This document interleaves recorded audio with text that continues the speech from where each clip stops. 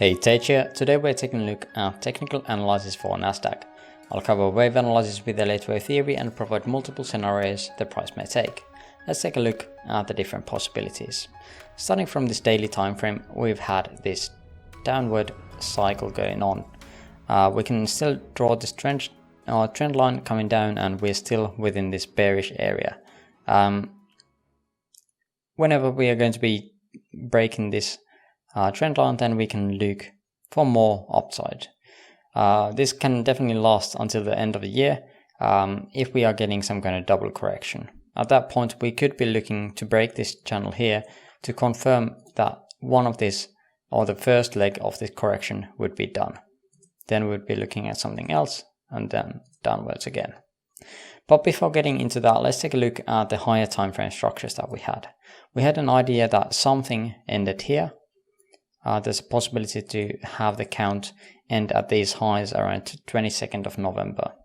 The other idea is that we had a wave 4 that is very weird looking, but the end of the count would be here around 28th of December.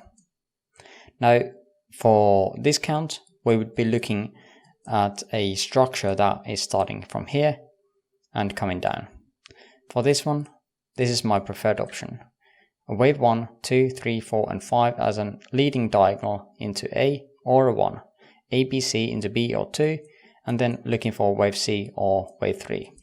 If this structure gets below 1.618 extension here around 10,050 or 250, then we would be looking at wave C, or sorry, wave 3. That is on logarithmic scale, and arithmetic target would be 9,374. Around there anyways. This is my main scenario at the very moment, if it's the best. However, let's take a look at the other possibilities. The other scenario was that if we had these ending, or the count ending up here around that November area, we would have to have this as a ABC coming down here into WXY into X because we did not get enough retracement for this to be qualified as a B wave. Then here we would be looking for three-way structures. Now, overall invalidations on logarithmic scale, we can see that is $1,100 or 11,000, sorry, and arithmetic is saying that invalidation is 10,300. Let's take a look at the short time here, or shorter, I guess, lower time frame. I've labeled this as 1, 2, 3, possible 4 and 5. Now the issue we have here for this kind of count, where we have the third here instead of here, we have to say that we have an A, B and C here. To get, let's take a closer look here, 1 hour, A, B, C. So we are starting the wave C from here, these lows. This would be a 1, 2, and then probably another 1, 2 here, 3, 4, 5, that is fine. This would be the third, fourth and fifth. But again, it just doesn't look that good. The better look would be if we have the start count here, right? That is happening on the impulse count, but we'll get back into that.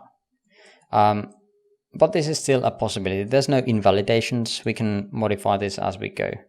This is still expecting one more low here on this minuet count, and we'll look into this local structure in a bit. After we have completed this 5-way structure, we would be looking for 3 ways pump up higher, and then again one more low, breaking these lows of this A wave into the C wave. What makes this improbable is the fact that we have these invalidation levels in logarithmic and arithmetic scales really close. So this makes it less likely to be the case. Then we have other scenario where we have this as a 1, 2, 3, 4, 5 into A, B and C. Now at this point we could be saying that we have completed something here. At that point, could we say that we have completed wave Y? Not really, because this is already a low low. instead, we could be saying that we have this in the wrong place.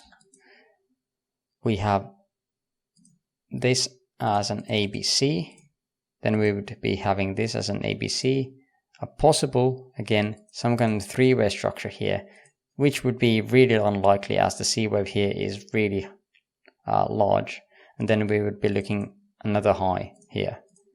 At that point, again, we would be connecting this structure to the first one, like so, and then looking for another leg down. At this point, this pump would need to come so high that we don't get back to these invalidation levels, and those are again really close. That is the reason why we have this improbable, or this count as improbable. Also, the other fact is that this ABC here did go beyond the 1.618 extension here, which makes this less likely. Now the last one here, very improbable as well, just because of these targets here getting closer, is this A, B, and then C. Wave 1 would be labeled here, wave 2 here, but again, as the scale of this wave 1, 2 is so large, the wave 3 would have to go beyond both these invalidation levels, making this bit pretty useless. I'm just going to actually delete it because it is that unlikely. Now let's get back to the one that I prefer here. Again, on this one, we start the count from here, A, B, C, looking for the last leg here. Let's take a look closer, maybe 30 minutes. So here, wave 4. We talked about the structure here on S&P 500 especially a lot.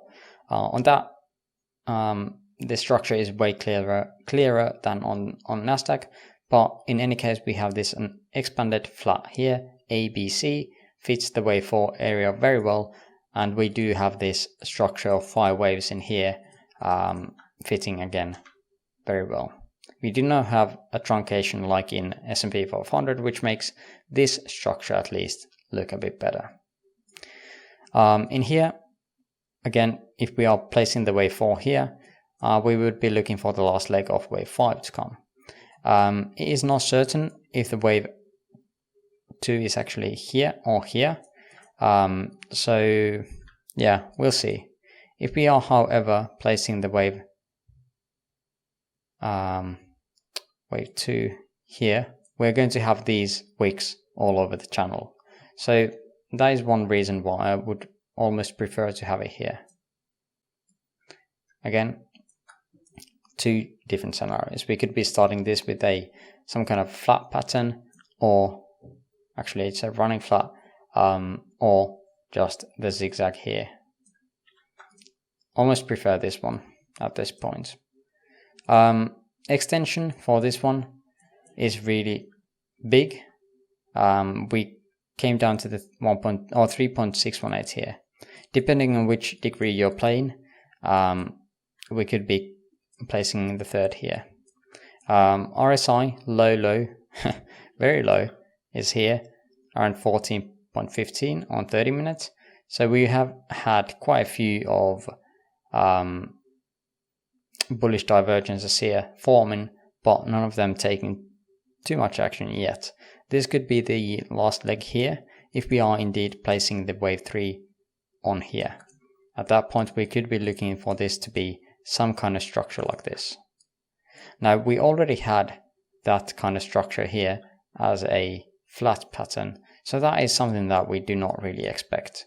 That is the reason why I almost like to prefer this sub-minuet count here, and have the wave 2 appear. But again, both are still valid, just the channel technique is not really working too much with this. The wave 4 here is kind of far off, so let's take a look at this sub-minuet if we channel that one. Don't think I did it here.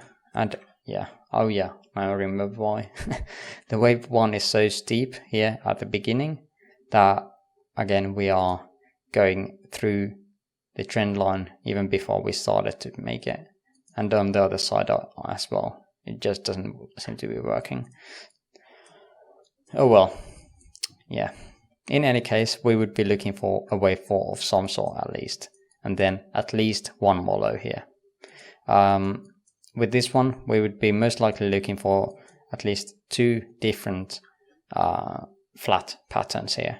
So we could be looking this as a structure like so, and then looking for the 5th here of this sub-minuet count, 3rd of minuet, and again another sort of pattern here to the same areas where this wave 4 comes to, or possible wave 4 comes to, and then looking for that last leg to come down for the wave 5th to take out these lows of 3rd here. But that is pretty much everything I wanted to share. If you have other counts you would like to share, there's a link to my Discord server in the description below. Also, if you would like me to update a certain other asset, let me know in the comments below. But for now, I thank you for watching and I'll hopefully see you on the next video as well. Bye bye.